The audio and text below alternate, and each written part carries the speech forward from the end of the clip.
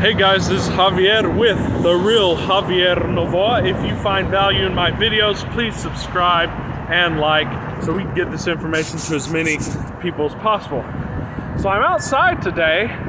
It is a little bit cold here in Texas, which is becoming rarer these days. And so I just wanted to get outside, first of all, to take advantage of some of the cryogenic therapy that the cold gives. And I want to give a shout out to Mr. Wim Hof, the one and only, and also to Peter Sage and Jordan Peterson. And I'm just going to leave it at that, ladies and gentlemen, but I do have it on good authority that some of these prominent individuals are watching our videos. So this is a good encouragement, because they know the value of this information material as well. And at the end of the day, we are all saying the same thing. We're just adapting them in different ways in specific situations, because of course all of the information that you need has been out there since the Stoics and since the ancient Greeks, and even before that to the Egyptians.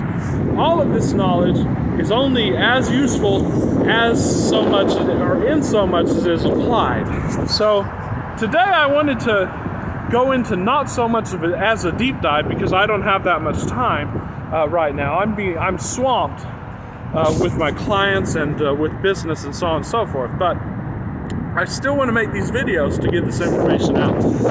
But I wanted to go into an interesting topic, and that topic is you have no choice but to believe and follow this philosophy.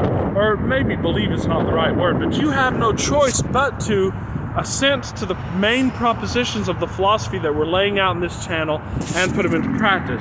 Because this philosophy is not originally starting with me.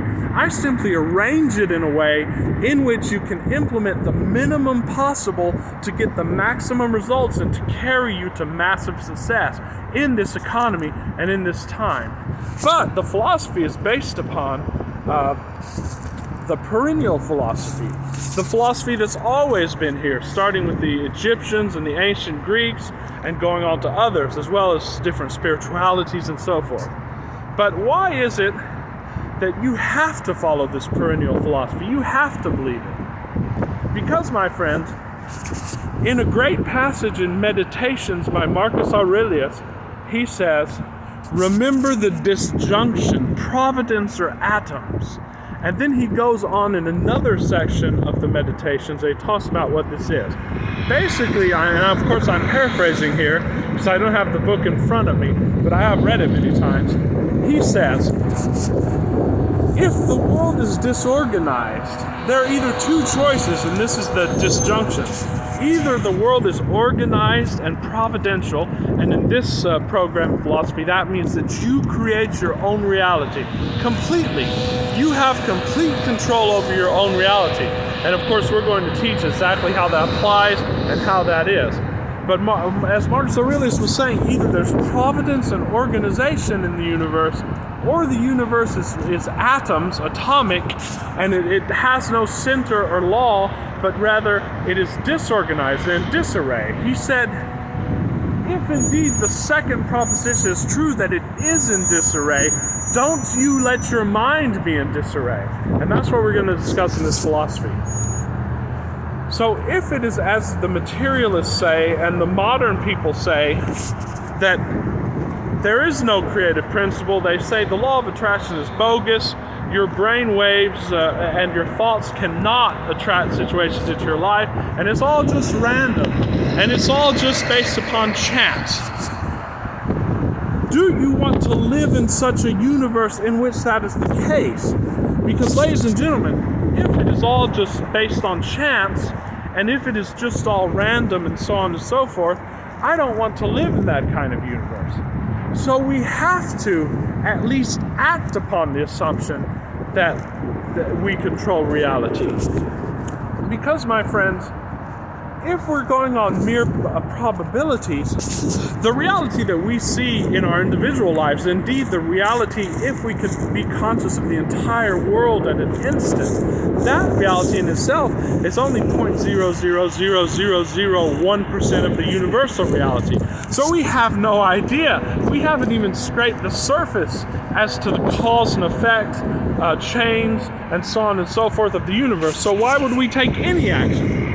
Because according to the materialist philosophy, it would be impossible for us to have any idea about cause and effect chains of the universe. So, philosophically and epistemologically, we must act upon these propositions in this philosophy, and we must act as if it were true. That's from the philosophical point of view. Just very quickly, from a practical point of view, let's say that it is true that your thoughts do not create reality, and so on and so forth. Well, it's not denied by anyone that your actions can have a limited effect upon your space and upon your reality. That's not denied by anyone. Well, according to science, those with the most positive mindset do statistically take the actions that they need to take and do open themselves to the possibility, at least, of success. So, for example, let's take the simple example of buying a lottery ticket. Well, if you have a belief that there's no possible way that you could win the lottery, or those odds were very, very, very small, you wouldn't buy a lottery ticket. Therefore, you would have no chance of winning the lottery. But if you have the mindset that if I truly believe that I can do it and I buy it, then I will eventually win the lottery. You'll buy a lottery ticket, and then at least you'll have the probability of doing that. So from a simply materialistic, probabilistic, and pragmatic approach, this philosophy makes sense because it keeps you in the higher emotions, it keeps you in a good psychological state of being, and it allows you to have the space to take the action that you need to take. So remember, my friends, no matter what, you have to believe in this philosophy. So in your darkest hours, or when family and friends or others try to tell you, that your imagination and your thoughts do not create reality, and all this vibrational stuff is just woo-woo, hocus pocus, and so on and so forth, get practical. Being practical, that's what everyone else is doing, and they're not successful. The successful are not practical. They're not quote-unquote rational, even though rationality and reason are a very huge component of this system, but it's not the kind of rationality that the world is talking about. They're not quote-unquote rational. They have a single-minded, focused vision. They seal themselves in that vision. They visualize and imagine it. And by the way, my friends, if you have followed sports and successful athletes and even Olympic teams, they go into hours-long visualizations with the whole team, and they visualize their plays and their technique and what they're going to do on the field again and again and again. So all of this material is already known and practiced, whether self-consciously or subconsciously, by every successful person in the world. So that's why we're learning these principles, that's why we're adapting them, and that's why I do what I do. I'm here to contribute to your massive success.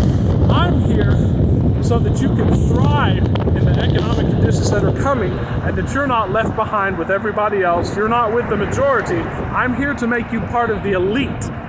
And together, we are going to go on to greater and greater levels of success by applying these principles. So I've got a few more videos coming out. Sorry about the noise out there, but I just want to make this quick video. Y'all have a great day, and I'll see you guys very soon. This is Javier at The Real Javier Novoa. Please subscribe and like, and I'll see you soon.